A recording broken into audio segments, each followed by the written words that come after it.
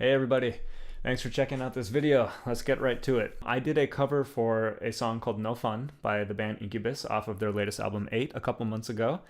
And there's a beat in that song that I really like. It's pretty simple. Like the like bones of it are pretty simple, but there's a hi-hat thing going on that I just think makes it sound so cool. And so I just wanted to do a quick little lesson on how to play it and go over some of the mechanics of how to play it, because these mechanics are important things that can be applied to other areas of your drumming. So I wanted to go over that. There is a PDF of the sheet music in the video description on YouTube, so you can click on that and follow along or watch it later or just watch me. However you learn best, it's up to you. Let's get into it. So the beat itself is pretty simple.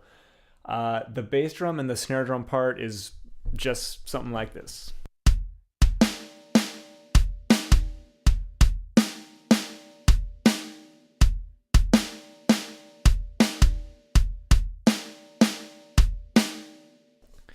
So that's the bones of our beat. The hi-hat is doing this cool little stuttering thing on top of it. And I have to point out here, this is my variation of the beat. When I did the cover, I hadn't seen a video for it. I hadn't seen them live. So I was just using my ear, and I came up with what I thought I heard is actually not what Jose is playing. I have since seen a video for it. I went and saw them this summer. And Jose is doing a two-handed hi-hat thing where I am just doing one. So it's a little bit different. So this is my variation that I'm teaching you. So I hope you're okay with that. But he's doing this little hi-hat stuttering thing where he's just filling in the spaces between the bass and the snare. And sometimes he's overlapping some stuff, but he's always accenting the downbeat of one, which gives this really cool, like, propelling feeling. It just kind of pushes the beat forward. And I really dig it. It's this really simple beat with this really cool hi-hat thing that just like ties it all together and just makes you sit back and be like, that's a cool beat.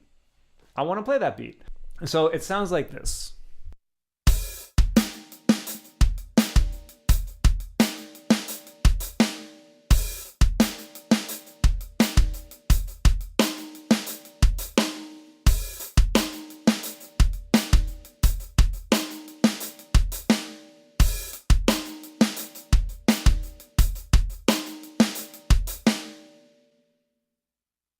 I said there was an accent on every downbeat, and I meant it. There is also an accent on the of 3 in the second measure, and then no hi-hat on 4.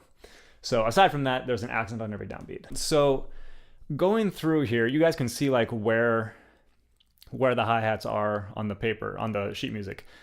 But what's cool about this is you have to do some, you gotta play some controlled strokes on here. So for example, on beat 2, you have an accent on 2, and immediately after that on the E of 2, you have a hi-hat that is not accented. So you gotta play that accent, catch it, and then play a tap. And then, for example, on the of 3 of the first measure going into 4, you have a hi-hat tap, which is immediately followed by an accent. So you gotta play that tap, and then immediately whip it to play the accent. So we have accents with taps following them, and we have taps with accents following them.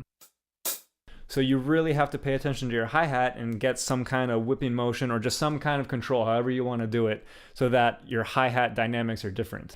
And I will say this is almost like an introduction to that sort of thing. You don't have to be super precise and clean about it. It's a little bit kind of more like of a laid-back feel, but there is that downbeat feel to it. So you want to make sure that no matter how low your taps are, if they're not very low, you at least want your accent to be a little bit louder.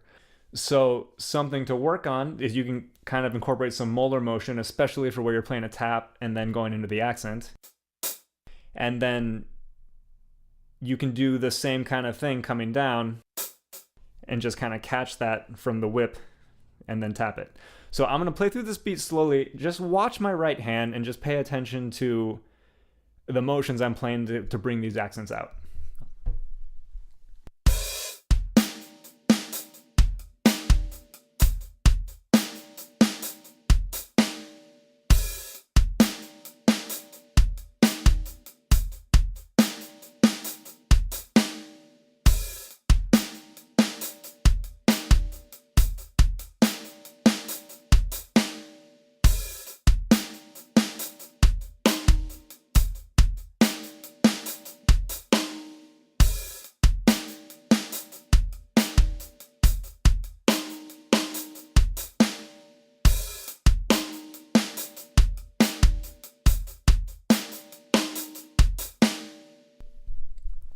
So you can see there's a lot, well, not a lot of stuff, but I am very deliberate in whipping that downbeat, making it an accent, and then making sure the strokes following that are nowhere near the height that my stick was for when I play that accent.